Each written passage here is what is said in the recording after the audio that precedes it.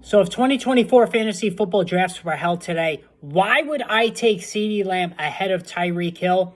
I'm going to explain in a second. Guys, hit that subscribe button, the notification button as well. Lots of videos coming out as we put a wrap on 2023 and start looking at 2024 fantasy football.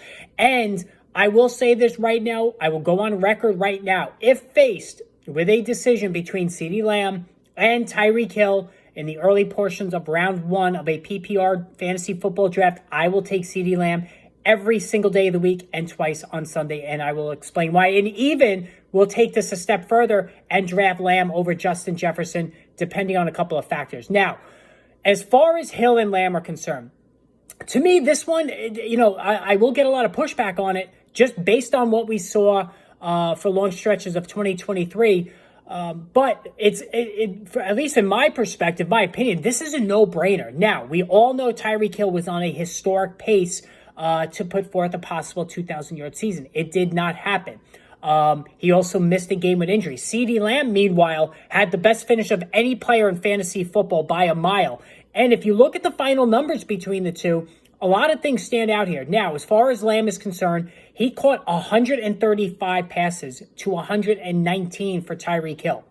All right, so he caught 16 more passes than Tyreek Hill. I know Tyreek Hill missed a game with injury, but still, Lamb, even if Hill played in that game, Lamb probably would have still ended up on top. As far as the yardage, now, Hill took this one, 1,799 yards to 1,749 for CeeDee Lamb, but very close. Touchdowns, again, Tyreek Hill with the slight nod, 13 to 12 for CeeDee Lamb. So again, given that Hill in one fewer game, and he also missed some chunks of other games, going into the 10 with various injuries, why would I take CeeDee Lamb if Hill outproduced him in two of the three slots? Well, the first reason that I'll give you in terms of why I would take Lamb is the age factor.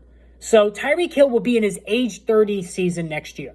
All right. Now, with running backs, it's the age 27 and older that you start to worry. With receivers, it's age 30 and older where you start getting those injuries, soft tissue injuries and whatnot. Tyreek Hill went to the tent like a dozen times this year. Like, it seemed like he was in the tent every week. Only wound up missing the one game. But he's a smaller receiver. Not the most physically, overpowering guy either. I know he's sculpted. He looks, he looks like a mini Hercules, but he's not a big guy. Now that he's getting older, the hits are piling up. Can he make it through a course of a season now without getting injured? CeeDee Lamb, meanwhile, going into his age 25 season. Now, he can get hurt just as easily as Tyreek Hill, but going on the age factor, Lamb has the advantage. The second issue here is that the quarterback situation, and this is a big one. Like Tua Tagovailoa, we all know he's always hurt, and he didn't even play well this season, especially the second half of the year. Do you possibly see a scenario where Tua Tagovailoa stays completely healthy for a second year in a row? I don't. Like, there's almost no chance of that happening. So, Tagovailoa didn't play well. B, he's not going to stay healthy for a second year in a row.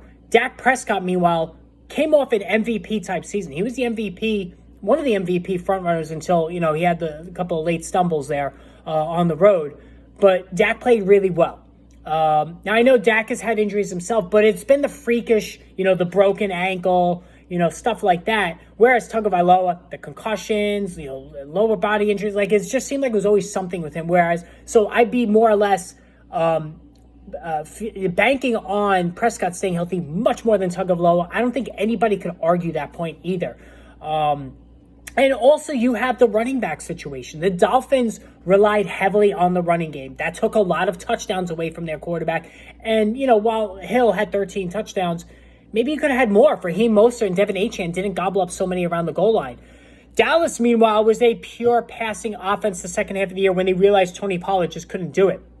Pollard's going to be a free agent. Maybe they bring in Derrick Henry, but this should still remain, especially with Mike McCarthy back, a pass-first offense. Now, so you combine all that together, I'm taking CeeDee Lamb every time ahead of Tyreek Hill. Now, as far as Justin Jefferson, if Kirk Cousins re-signs with the Vikings, that's what I do think will happen, then Jefferson, no question, is still my wide receiver one. But if Cousins doesn't wind up signing there and they trade for, maybe they're not going to trade for Justin Fields. He's not going to be traded in the division. What am I saying? But if they draft somebody, right?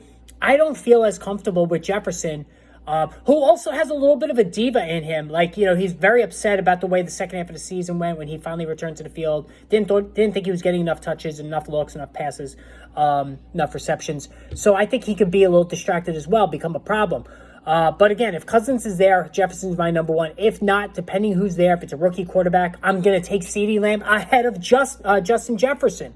He'll be my outright number one wide receiver. I know it's a little bit of a radical take. Let me know what you think. Answer in the message board there in the comment section, and we'll go from there. Guys, hit that subscribe button. More videos are going to be coming over the next couple of days, so stay tuned.